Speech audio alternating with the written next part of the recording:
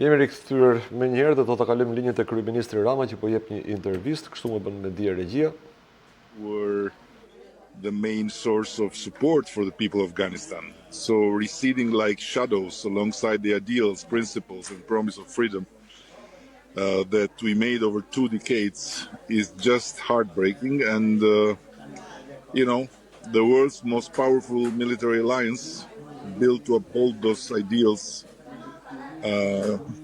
becoming a spineless entity in the eyes of the Afghan people and millions of people everywhere who crave to live in free, just, democratic society is really not what should happen. It's really not what should be.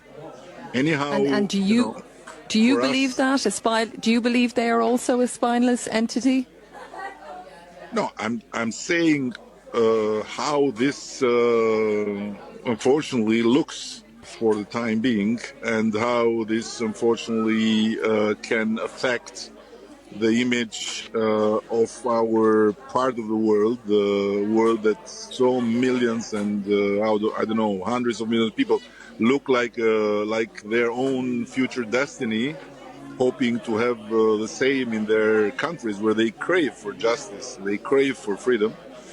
It's frankly, But in the meantime, to answer your question, first of all, I'm very, very proud that the majority of the Albanians feel the same and would do the same. But in the meantime, I think that these are moments when goals are more important than polls by principle. Goals than polls. I'm looking at some photographs here, Prime Minister, that I just want to talk my radio listeners through. It's people arriving from Afghanistan, coming down those stairs of Qatar Airlines, being met on the tarmac by the ambassador. Then there's a picnic that's taking place. You're playing basketball, I think, with some of the children that had also arrived. And it is incredibly moving.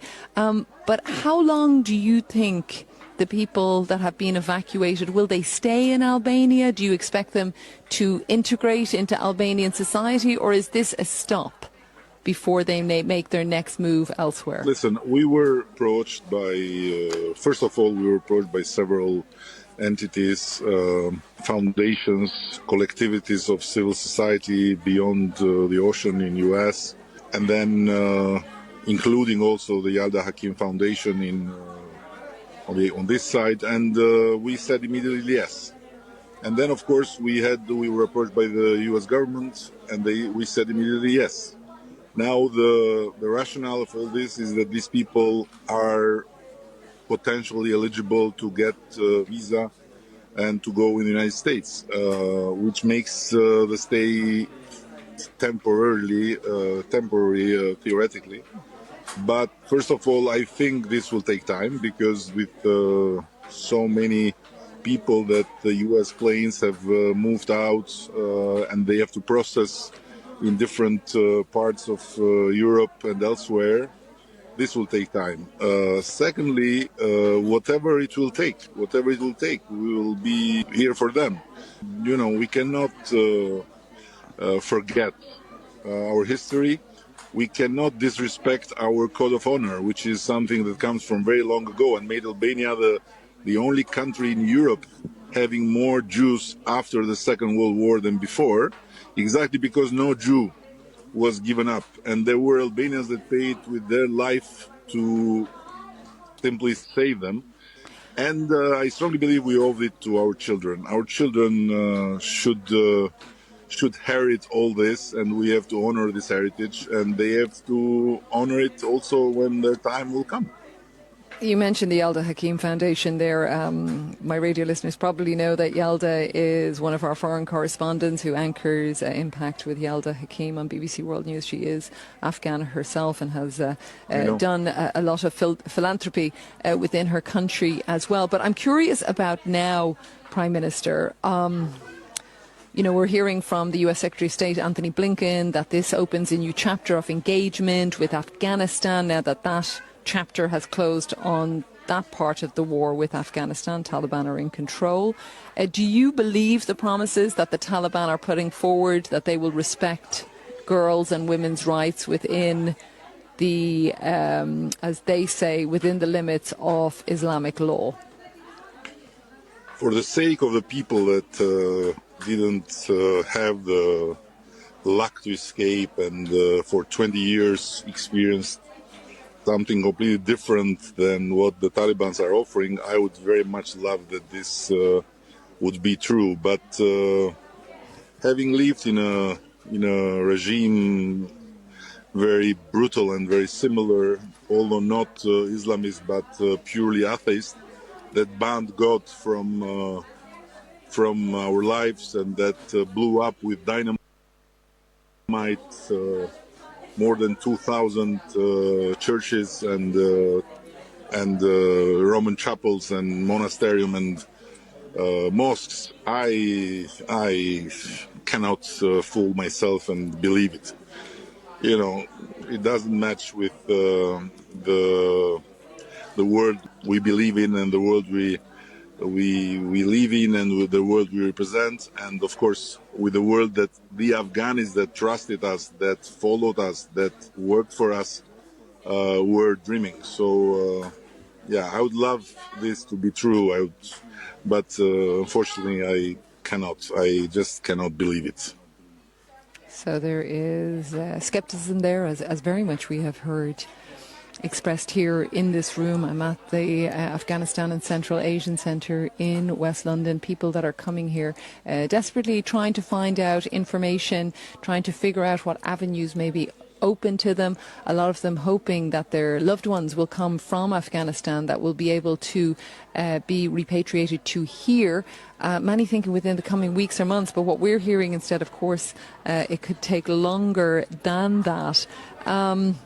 I mean, do you believe that those who will want to leave will be able to leave in the coming weeks, even if the Taliban, as they do, have control of the airport? And I just have under a minute. It's all to be seen, but again, history can help in these cases. You don't really need to have a crystal ball, because it's enough to look back to the history of brutal, totalitarian, totally ideological regimes to understand that for them, everyone that is different from them is a traitor, to be killed, to be jailed, to be tortured, and to be persecuted his whole life. Abdedi Rama is the Prime Minister of Albania, and they have taken a number of Afghan refugees in, opened them with open arms. Ndjes, po ja që ndodhin edhe këto, edhe në këtë televizion deli Edi Rama dhe bën propagandë. I rikthehemi faqes së gazetës Sot për masat e reja anti-Covid të Komitetit Ekspertëve ose Byros Politike, siç e quajti me të drejtë një telefonues, një nga të cilat është afrimi i orës policore i shtetërrethimit, pra nga mesnata në orën 11 të natës. Kundër këtyre masave ka dalë sërish mjeku Ali Mehmeti, epidemiologu Ilir Ali Mehmeti.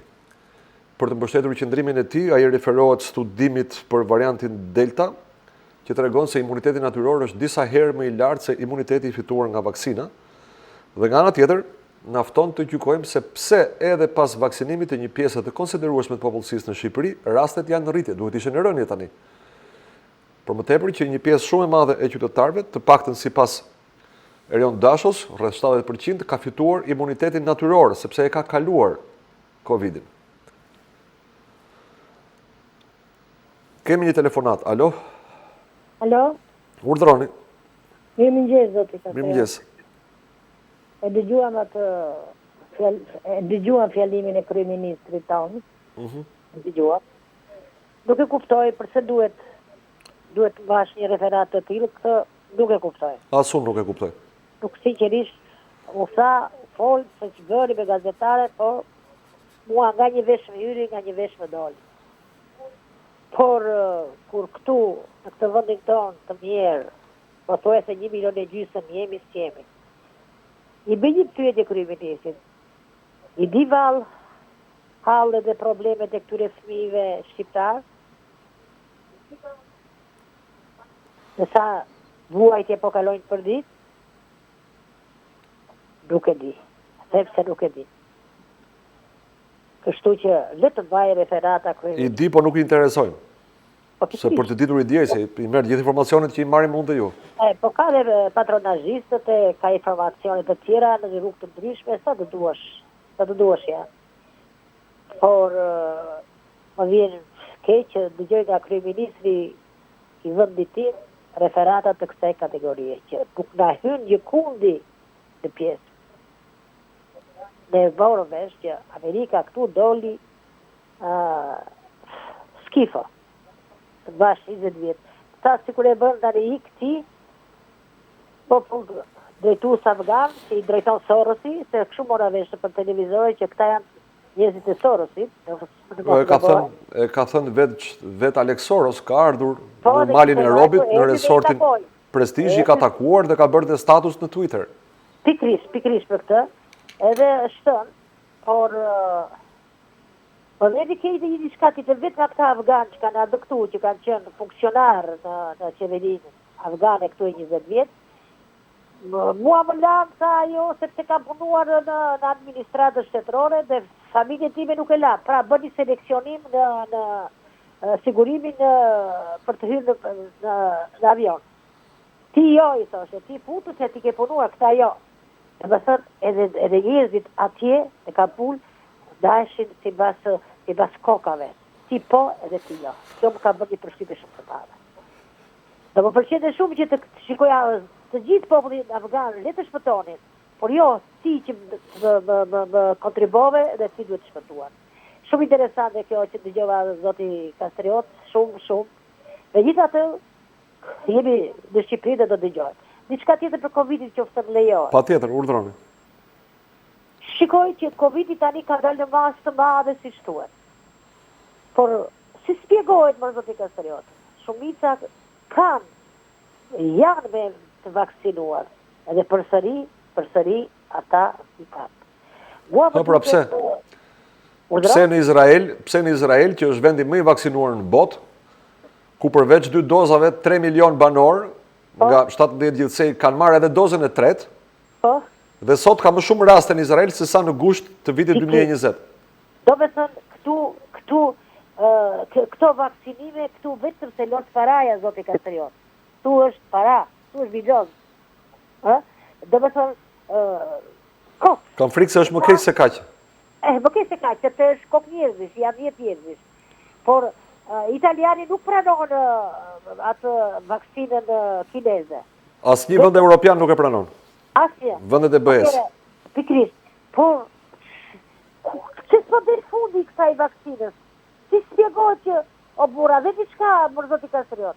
Bëni këtë sot ai, bëni për të ikur ju këtu e atje, bëni PCR-n e bëni këtë. Po pse si pa lek qeveria? Ku t'i gjej populli shkret që të lëvizin në këtë mënyrë? Ku do i gjej populli shkret të para? Po jo për ata që udhtojnë, ai s'po e bën për mësuesit, ai po i thot mësuesit ose bëj testin, ose vaksinën, ose rrin në shtëpi. Lër punën. Po si do t'i bëj çdo ja? Ku do i gjej këto parat? Më nuk janë letra. Është vlerë monetare kjo. Jepja, bëja pa lektish të vejtë mësusit të të japim mësim. Dhe më dhe këtu është kërë rungpall dhe sapi që unë nuk e kuftoj. Si gjerisht, mami e kejde për i ditë shka tjetë zoti Kastriot, që populli është që duhet ta marrë në dorë situatën, sepse kemi një opozici për mua po floj gjumë. Nuk e di tani, asot shtatori, që në bëj kështë shtator, më falë, në bëj gjeni i vezë. Si basa sa që të mëta, unë jam totalisht e përbesueshme në këtë drejtim. Keq më vjen, sepse duhet të zhgënjesha, po zhgënjem. Po zhgënjem dhe më vjen keq, po zhgënjem shumë. Dakor. Opozita shqiptare, për mua, nuk është opozita. Ka qenë shumë aktive dikur. Sot është 1 shtator i fillon lufta, ka thënë Lulzim Pasha. Po, pra, jo. Sot do të fillojnë lufta. Ka filluar faqe. Jo, sot fillon lufta, i mirë Rama ku do futet tani? Po, ku do futet, po që janë, mërti, që është kështu, mërti. Se ai po priste të bënde dhe kryesin e re, e bëri dhe kryesin, mori dhe nën kryetare dhe 15 antarë të rinj, tani. Po. Sot është 1 shtator, ai ka thënë 1 shtator fillojnë lufta, se na lat bëjnë pushimet. Jo, e tha një fjalë ai ish presidenti Bujani Shani, opozita po hynë dhe kokë ullu me parlament, dhe për mua kjo qëndron. Kjo është një fjalë, se s'ke nevojë të thuar ndër të tjera. Po hynë dhe kokë ullu në parlament. Nuk ja kemi përgos. Ju faleminderit për telefonatën, zonjë. Faleminderit.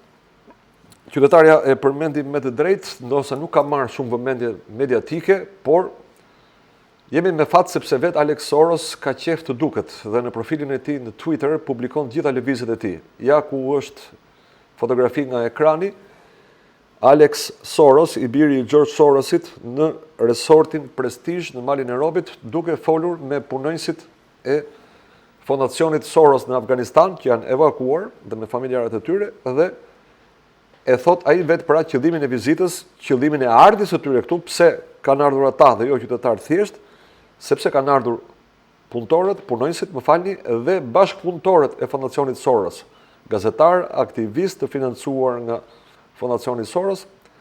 Ky pra është kontingjenti i afganëve që ka ardhur në Shqipëri dhe i është rezervuar kjo pritje në hotele me 5 yje, ndërkohë që shqiptarët, të cilët pa fajin e tyre kanë mbetur pa shtëpi për shkak të tërmetit 26 nëntorit të 2 viteve më parë, janë ende nëpër çadra. Ka pasur zëra analistësh që e quajnë veten të qytetëruar, që na kanë kujtuar se ne kemi qenë vetë emigrant, ne vazhdojmë të jemi kombë emigrantësh, ne vazhdojmë të ikim për shkak se jeta në Shqipëri është e padurueshme, por shqiptarët nuk po vjen askush t'i marrë me avion, nuk po i çon askush nëpër hotele me 5 yje, po e paguajnë shumë shtrenjtë rrugën e tyre drejt emigracionit. Dhe Shqipëria nuk është në një vend antar i BE-s me pasuritë mjaftueshme për të mbajtur qindra apo mijëra afgan. Kemi një telefonat tjetër. Alo? Alo, përshëndetje. Përshëndetje. Dëgjoj. Urdhro. Pyetje. Por ju gazetarët, a e bëni drejtshtrimin e gjuhës shqipe kur mbaroni shkollën e lartë? Unë nuk kam mbaruar gazetari, po besoj që e njoh mirë drejtshkrimin dhe drejtshqiptimin e gjuhës shqipe. Mirë. Po nuk e kam fjalën për një person për të shikojnë nga kolegë tuaj që emisioneve u vënë emrat në gjuhë huaj. Pse nuk ato që nuk po e bën dot pushtuesit për shumë më shumë vjet, nuk e zhdukën dot gjuhën shqipe, shoh që po e bën një pjesë gazetarësh. Prandaj po sepse ignoranca funksionon më keq se propaganda e armikut. Nuk më duket shumë e drejtë një gjë e tillë. Ndërkohë që kur fjala ekziston në gjuhën shqipe nuk ka pse të përdoret fjala në gjuhë huaj. Kjo më shqetëson pak. Desha të flas gjithashtu për këtë Ballkanin e hapur.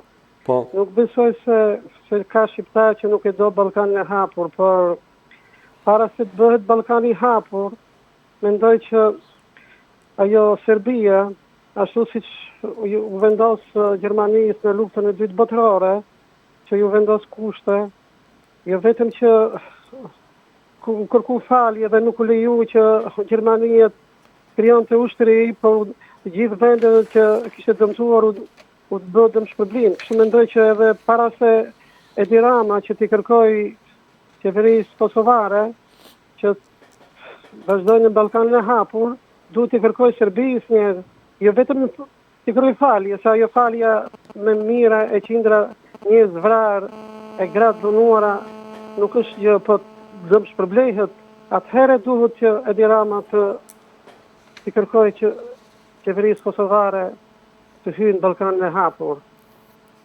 Gjithashtu shumë për këtë Amerika një vend demokratik, një vend që të drejtat e njerëzit, por këto amerikanë për janë njerëz a janë zoti, nuk e di, shumë himne, shumë mendoj që edhe këto janë njerëz si gjithë bota, edhe këto bëjnë gabimet e veta. Kështu që unë kujtoj bëjnë gabime the, ja shiko Afganistanin. Kujtoj atë bombën Hiroshima Nagasaki, mërti zotni gazetar që po lufta në Vietnam, incidentit ton, gjiri ton. Pritë se ma more nga goja, lufta e Vietnamit e nuk qemër një dështim total, po kjo Afganistanit 20 vjet. 2.3 trilion dolar të hargjuar, pra 2.300 miliard dolar. Edhe më në fund, Merkeli u detyrua, thot pranoj që ajo Talibanët janë një realitet, duhet ta pranojmë.